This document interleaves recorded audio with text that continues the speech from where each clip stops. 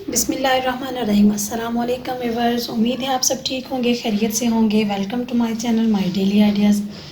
Viewers, आज की recipe में मैं आपके साथ शेयर करूंगी जर्मन का सैलड, जो कि बहुत ही मज़े का बनता है।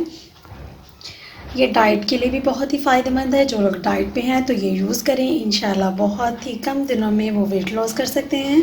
तो आइए फटाफट से जर्मन के सैलड के लिए हमें कौन सी चीज़ें चाहिए होंगी। बहुत ही आसान है इसे बनाना और मज़ेदार भी बहुत ज़्यादा है। तो आइए फटाफट से वीडियो को शुरू करते हैं। एक उबाल आने तक इसे पानी में रखेंगे। यहाँ पे एक पैन लिया है, इसमें हम ये खीरे शामिल करेंगे और ऊपर से कर देते हैं कवर। तक हम बाकी काम कर लेते हैं। यहाँ पे हम एक खाली बॉल लेंगे, इसमें मैं शामिल करूँगी 1 टेबलस्पून नमक, 2 टेबलस्पून यहाँ पे शुगर के मैं शामिल करूँगी, 2 टेबलस्पून इसमें सिरका शामिल करेंगे और 1 कप इसमें पानी शामिल करेंगे। और यहाँ पे ये जो अनियन है, इसको इस वाटर के अंदर हम थोड़ा इस स्लाइस में इस तरीके से हम कट कर लेते हैं। शुगर, सिरका, नमक, इससे क्या होगा, इसके अंदर जो क्रतन होती है, प्याज की स्मेल होती है, वो ख़त्म हो जाएगी। 10 मिनट के लिए हम इसमें भिगो के रखेंगे। इससे बहुत ही प्यारा प्याज का फ्लेवर हो जाएगा। एक दफ़ा हाथ की मदद से इस प्याज को खोल लेते हैं और इसमें मिक्स कर देते हैं अच्छे से। अब इसे कर देते हैं हम साइड पे। यहाँ पे कर लेते हैं कटिंग बोर्ड, यहाँ पे ले आते हैं पोटैटोज़, इसकी कटिंग करते हैं इस तरह से। यहाँ पे 3 स्लाइस में पहले मैं इसको कट कर लूँगी, फिर हम इस साइड से करेंगे इस तरह से। एक चौरस से क्यूब्स में हम इसे कट कर लेंगे इस तरह से। कोई मसला नहीं है, आप अपनी चॉइस के मुताबिक भी इसे कट कर सकते हैं।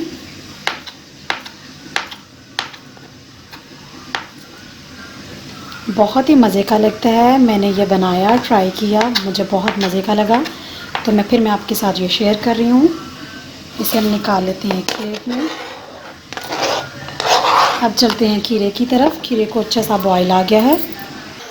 खीरे को हमने जोश दिला लिया। जोश दिलाने का मतलब यही था कि इसे थोड़ा सॉफ्ट कर लेंगे हम। अब इस तरीके से 4 स्लाइस में हम इसे कट कर लेंगे। छिलका मैंने इसका रिमूव नहीं किया। इस तरह से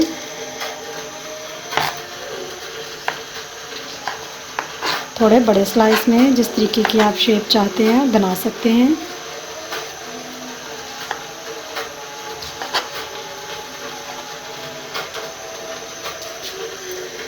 खीरे को हमने इस तरीके से कट कर लिया। इनको भी हम पोटैटो के साथ यहाँ पे प्लेट में रख देते हैं। अब हम करेंगे सॉस तैयार।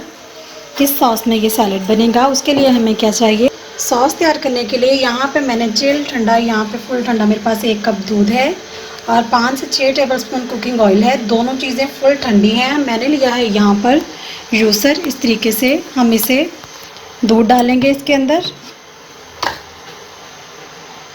बिस्मिल्लाह।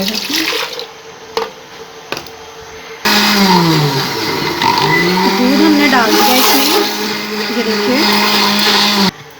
तो यहाँ पे हमने दूध डाल दिया है। इसका ये वाला पॉइंट ऊपर से खोल देंगे हम और मशीन को चलते हुए ये 5 टेबलस्पून कुकिंग ऑयल दूध में शामिल करेंगे और मशीन को चलता रहने देंगे।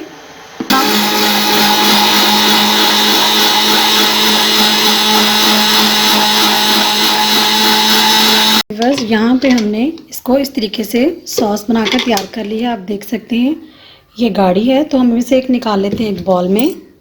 तो ये देखिए व्यूअर्स, ये काफ़ी हद तक हमारा सॉस बनकर तैयार हो चुका है। इस सॉस के अंदर कुछ स्पाइसेस ऐड करेंगे। यहाँ पे हाफ़ टी स्पून में शामिल करूँगी नमक का, 1/4 टीस्पून शामिल करेंगे चाट मसाला और यहाँ पे हाफ़ टी स्पून शामिल करेंगे ब्लैक पेपर।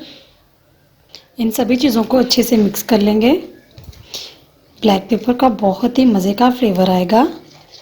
तो यहाँ पे इस तरीके से हमने अच्छे से मिक्स कर लिया।